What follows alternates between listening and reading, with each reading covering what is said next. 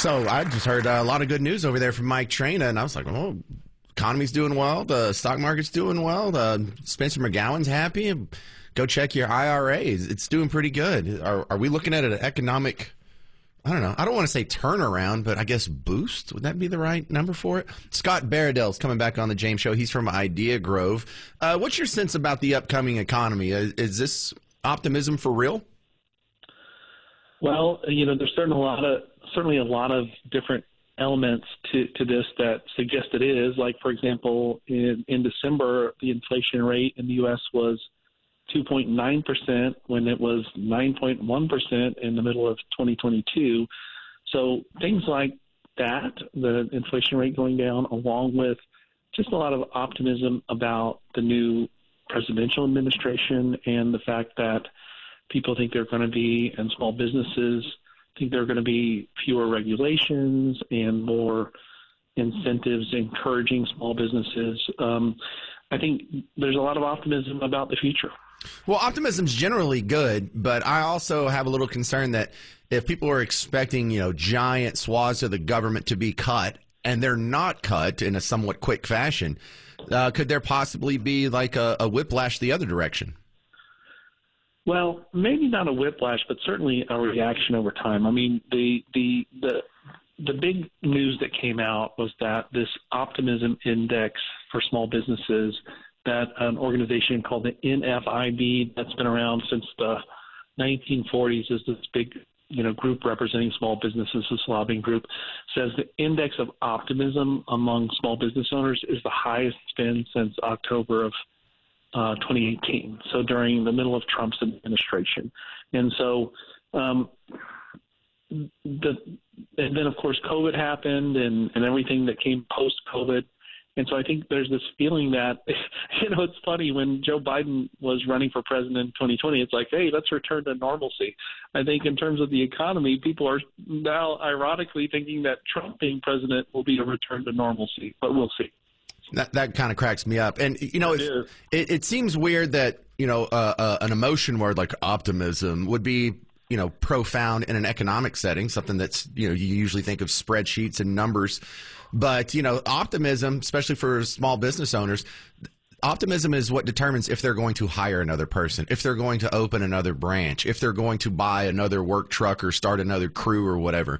So, it's interesting to see if these emotions actually turn into something tangible, because it would happen pretty soon. I mean, like in the next 3 to 6 months. Yeah, absolutely. And I think that's the way the stock market has always worked. It's always in kind of people's sentiment about what does the future hold. And I think right now people are thinking, small business owners are thinking between interest rates, inflation, and these other factors, maybe under a new administration not having to worry as much about regulations, maybe not having to worry so much about taxes going up or things like that. All of that combination of factors are making them think, we've been holding on to this money because we're afraid to invest it in, the things you said, the new office or the new equipment or the whatever. Now's the time because they've been waiting. Well, are you guys expanding or planning to expand at Idea Grove? Well, it's interesting for us. We're optimistic. We're not expanding. We'll expand as much as our client growth allows us to. But the fact that there's looking in the world of marketing, there's so much change related to AI. And everything's changing. How we do our business in PR and marketing has changed so dramatically in the last year or two. And our feeling as a small business is that gives us a huge advantage against these giant PR firms and things, because they're all bureaucratic. They can't turn on a dime the way a small business can.